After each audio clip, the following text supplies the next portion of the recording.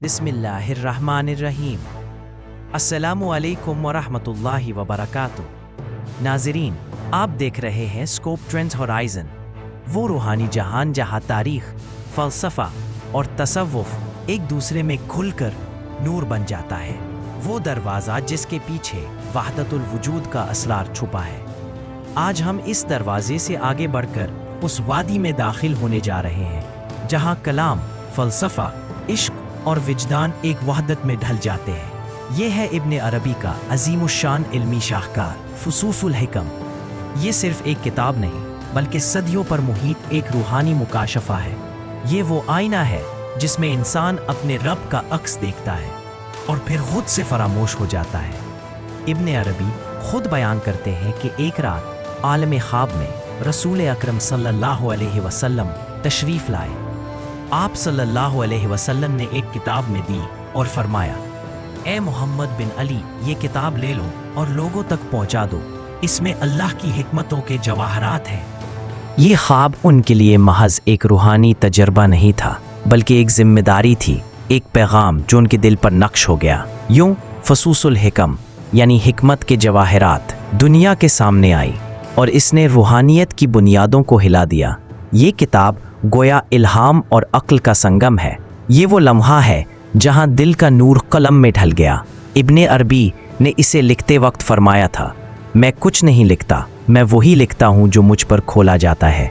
यूं ये किताब इंसानी तख़य्युल नहीं बल्कि एक रूहानी शहादत है, एक ऐसी गवाही जो मुशाहिदा हक़ की दहलीज पर दी गई। इब्ने अरबी ने इस किताब में 27 नबियों का जिक्र किया, लेकिन ये महज तारीख़ी तस्करे नहीं।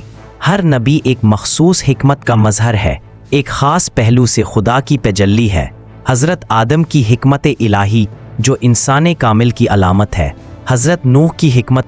तमाम अंबिया दरअसल एक ही हकीकत के मुख्तलिफ ज़हूर हैं और वो हकीकत मोहम्मदी है। यही वो नुक्ता है जहाँ तसव्वुफ़, नबूवत और फ़लसफ़ा एक दूसरे से मिल जाते हैं। ये वो मकाम है जहाँ इल्म इश्क में ढलता है और इश्क इल्म बन जाता है। बहुत से लोगों ने फ़ुसूसुल हिकम को फ़लसफ़े के चश्मे से देखा, लेकिन इब्ने अरबी का कलाम मंतक से नहीं, विजदान से पैदा हुआ। ये किताब अकल के कायदे नहीं बताती, ये रूह के रास्ते खोलती है। वो फरमाते हैं, अकल राह दिखाती है मगर इश्क मंजिल दिखाता है। अकल रोशनी है मगर इश्क खुद सूरज है। यही वजह है कि फ़ुसूसुल हिकम का मुताला सिर्फ दिमाग नहीं, दिल से किया जाता है। जो शख्स उसे समझने बैठता है उसके सामने कायनात के पर्दे आहिस्ता आहिस्ता हटने लगते हैं। वो समझता है कि हकीकत कोई तसव्वुर नहीं बल्कि वो नूर है जो हर ज़र्रे में पोशीदा है। इब्ने अरबी के नज़दीक खुदा और मखलूक के दरमियान कोई फासला नहीं, लेकिन कोई इत्तेहाद भी नहीं। ये एक ज़हूर है, एक अक्स।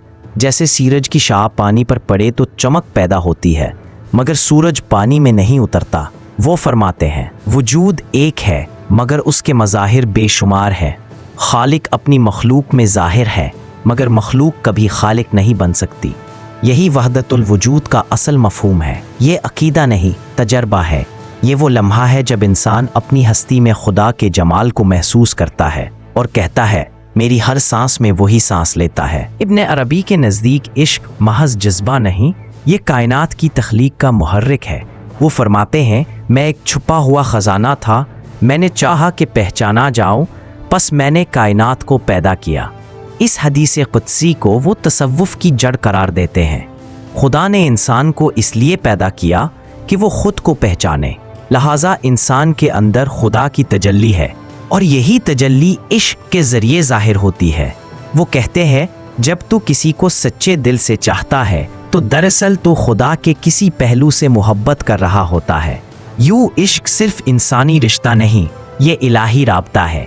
ये वो पल है जो महदूद को लामहदूद से जोड़ता है। इब्ने अरबी की फ़िक्र एक दरिया की तरह है जिसके किनारों पर हर सदी के सूफ़ी ने अपने चिराग जलाए। रूमी के अशार में वहदतुल वजूद रक्स करती है, जामी के नसर में इब्ने अरबी की खुशबू है और इकबाल के कलाम में इंसान कामिल की झलक दरअसल फ़ुसूस ही से आई। इकबाल फरमाते हैं, इब्ने अरबी ने हमें आसमान की राहें दिखाईं मगर हमें ज़मीन पर जीना सिखाना होगा।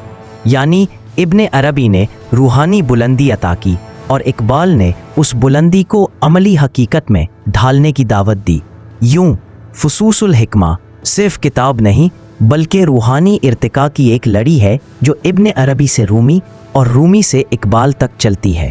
ناظرین، فصوص الحکمہ ہمیں یہ سبق دیتی ہے کہ خدا تک پہنچنے کے لیے باہر بھاگنے کی ضرورت نہیں، وہ تیرے اندر ہے۔ تیری روح، تیرا شعور، تیری محبت سب اسی کے نور کا عکس ہیں۔ ابن عربی نے کہا تھا، اگر تو نے خدا کو اپنے دل میں نہ پایا تو اسے کہیں نہیں پا سکتا۔ یہ وہ نقطہ ہے جہاں تصوف، فلسفہ اور ایمان ایک ہو جاتے ہیں۔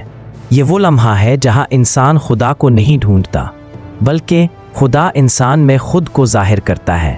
یہ تھی اسکوپ ٹرینڈز ہورائزن کی دوسری قسط، فصوص الحکم، جب حکمت عشق سے ملی، جہاں ہم نے دیکھا کہ عقل اور عشق کا امتزاج کس طرح انسان کو حقیقت کے قریب لے جاتا ہے۔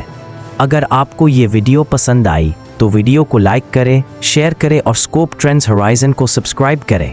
اگلی قسط میں ہم اس روحانی سلسلے کی تیسری منزل میں داخل ہوں گے، جہاں ابن عربی کی فکر رومی، اقبال اور جدید انسان کی روحانی پیاس سے ملتی ہے۔ یہاں ہم جانیں گے کہ وحدت الوجود صرف نظریہ نہیں بلکہ ایک مسلسل دعوت ہے